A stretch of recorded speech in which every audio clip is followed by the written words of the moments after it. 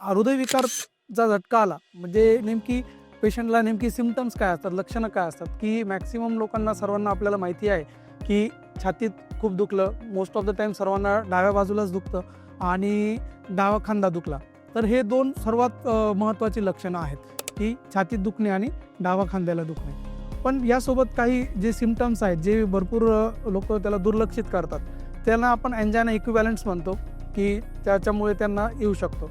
खास करून हे अँजायना इक्विव्हॅलंट्स म्हणजे जे बाकीचे सिम्पटम्स असतात, हे डायबिटीसच्या पेशंट्सला लोकांना जास्त असतात. जसं की फक्त अस्वस्थपणा वाटणे किंवा काही लोकांना फक्त घाम खूप जास्त प्रमाणात येणे, काही लोकांना फक्त जबडा दुखणे आणि काही लोकांना फक्त ॲसिडिटी झाल्यासारखं वाटणं. आणि सर्वात महत्त्वाचं आहे की ॲसिडिटी हा खूप कॉमन आहे.